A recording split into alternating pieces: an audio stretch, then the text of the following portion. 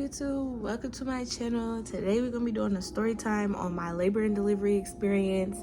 I had my baby July 9th and it is currently the 29th. So 2 weeks ago, almost 3 weeks, it'll be 3 weeks on Wednesday, I had my baby. So let's get into it.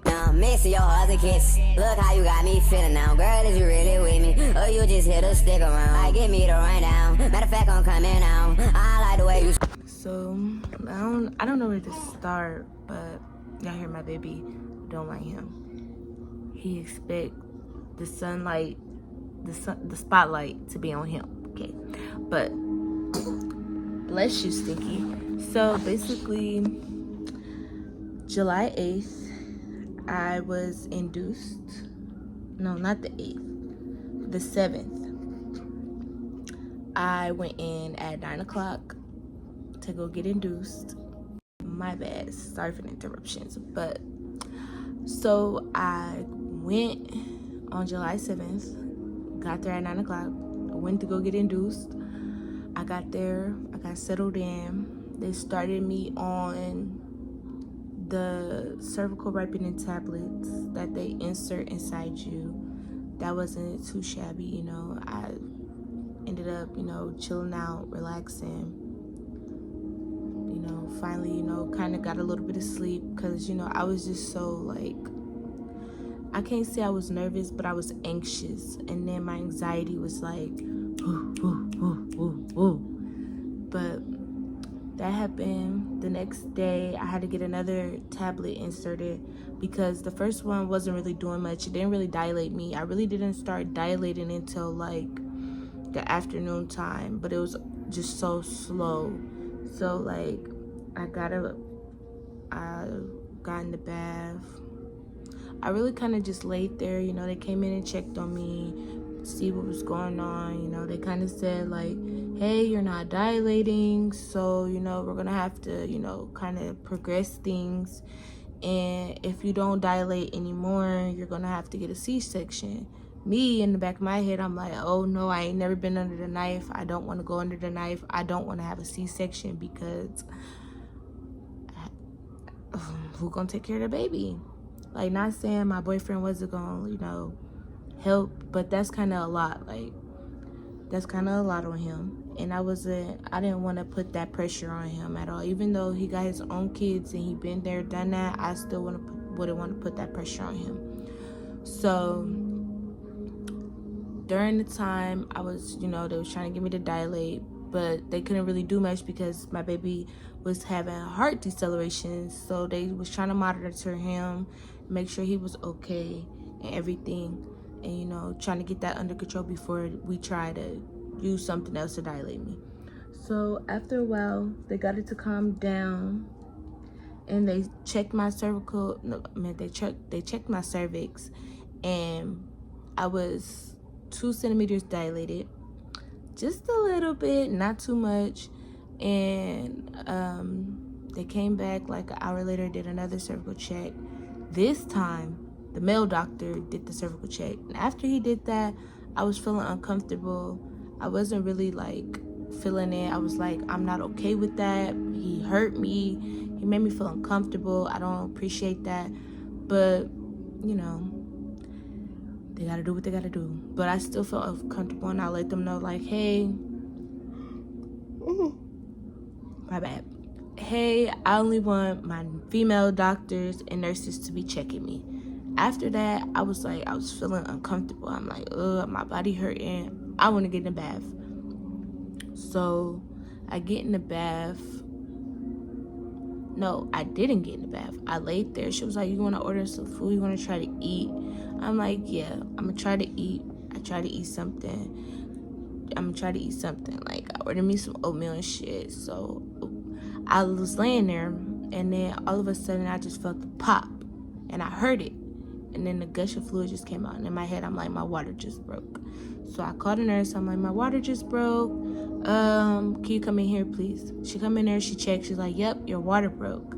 So she was like, you want to get in the bath? So I got in the bath, and instantly I just felt a wave of pain just flush over me. And I was in pain. I could not sit in the tub. I could barely, just relax in the tub. My body was just tensing up so bad. Like, ooh, it's like a pain I can't describe. Like, it just hits you. Hey, hey. It just hits you. And I was like, I can't do this somewhere. I need to get out the tub. I was telling my boyfriend, I need to get out the tub. I'm hurting. I need to lay down. I laid down. It started getting worse and worse. So my doctor came in. She was like, yeah, we're gonna check to see if your water broke. They checked, got the okay. My water broke. So then I got put on Pitocin, and my dilation was getting a little better, but I wasn't dilating like back to back. It was slowly. Like, I think I didn't get to 5 centimeters until about 5 o'clock. So everybody was on their way up there. My mom's, my auntie, my cousin was already there. My boyfriend was already there. Everybody started coming up there, coming to sit until it's baby time. So as the hours go by, I didn't start progressing. I didn't get to 8. They didn't say I was 8 centimeters dilated until about 9 o'clock. It was late. I know it was late when I got to that. So she was like, okay, we're gonna let you get all the way to 10 centimeters. Next guy I know, she walked out the room, and this like another wave of pain just said whoosh, and it was like, this is a different kind of pain. Like, this is a different kind of pressure. I feel like I gotta go take up. And everybody was like, calm down. Don't push. Don't do nothing. We don't want you to, have an accident. We don't want you to do anything. So I was like, okay. So mind you, I got an epidural before all of this. Like, I got an epidural right at, like, when I hit 2 centimeters and my water broke. I got an epidural ASAP because that pain was not it. It was not it. Like, I fought as long as I could and took as much as I could. So after that, they came back in because I pressed the call button. They came back in, and I was like, I feel like I gotta go take up. And she was like, oh, okay, well, we don't want you to do that. So she checked me, and I was 9 centimeters dilated. And she was like, oh, yeah, we're gonna get prepped. We're gonna get ready because you're almost close to 10 centimeters, and we're gonna get you ready. So after that, I think I went to, it was like, they got prepped, and it still took a little long to get me to 10 centimeters. I didn't feel like, I didn't get to 10 centimeters until about 11:50, almost, 11:50. Almost like, not even 11:50, damn near almost 12 something at night. I didn't get to 10 centimeters. That's how long it was taking me to get there because I was dilating so slow. So I got to 10 centimeters, and it was go time. They had me on my hands and knees trying to get me to push like that, but it was uncomfortable to me. I was like, I can't do this. My back hurt, my hips hurt, my legs hurt. I can't do this because with an epidural, your body feel real heavy, and it's uncomfortable.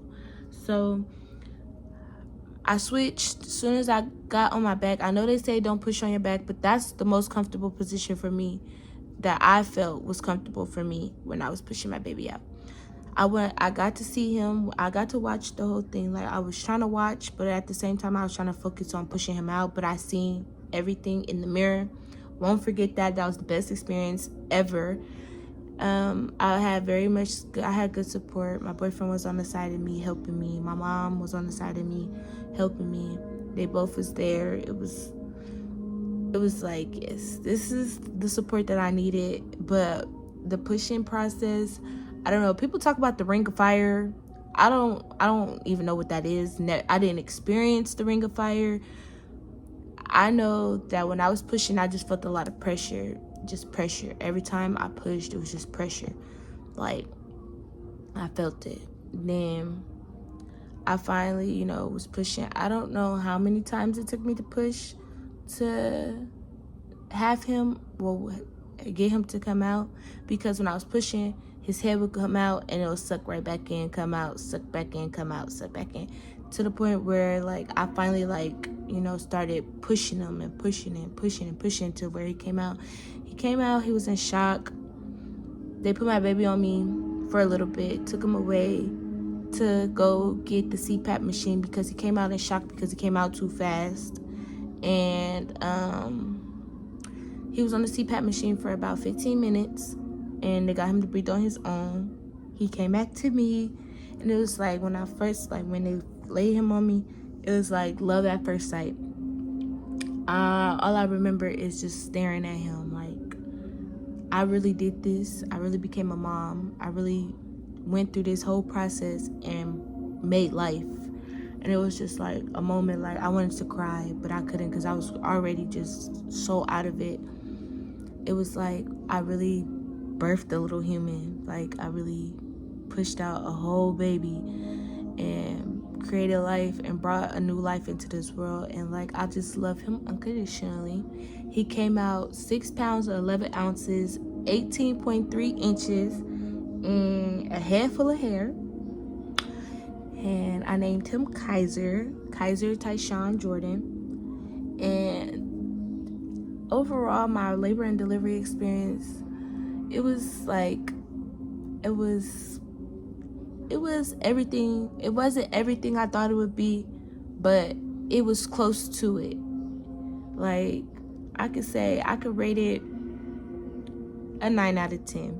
I can't give it a full 10 out of 10 because it wasn't everything that I expected or wanted during my labor and delivery process, but I give it a 9 out of 10 because most of it fit everything that I asked.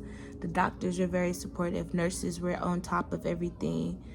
My overall stay, when I got to the postpartum side, things took a turn for worse. I'm really not going to speak too much on it because it's more of a personal topic for me. But when I got to postpartum, it was a roller coaster of emotions and stuff. But my overall stay,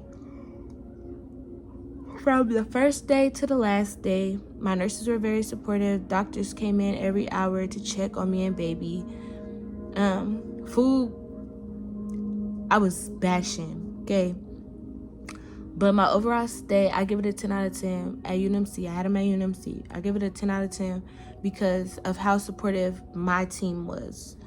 From labor and delivery team to the postpartum team, they were very supportive for me and baby. When I was having my breakdowns, my nurses would be there to comfort me.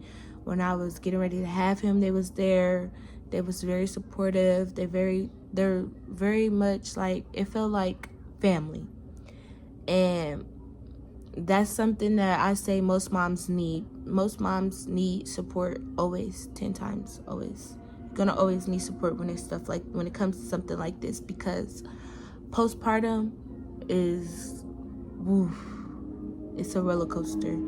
And I don't wish postpartum depression on nobody, because right now I'm like, before, when I first came home, my postpartum depression was, I was in a hole. I was just like out of it. I just would cry. I would curl up. I didn't want to come out the room. I didn't want to do nothing. But things have gotten easier for me. I feel like I'm starting to slowly find myself once again. And overall, I say it was a 10 out of 10 experience, a 9 out of 10 labor and delivery. And for postpartum stay, I give that a 7 out of 10 because, as I said, I'm not going to speak on what I went through in there. It was more so of personal problems and personal issues that I had while I was going through what I was going through and what caused my postpartum depression. So I'm really not going to too much speak on that because it's very much personal. But overall, you already said, give it a 10 out of 10. And yeah, that's it for today's video. I hope y'all like, comment, and subscribe. Click the post notification bell so you can be notified when I drop videos and I drop my bangers back to back. And yeah, I love y'all. See y'all soon. Look how you got me feeling now. Girl, is you really with me? Or you just hit a stick around? Give me the rundown.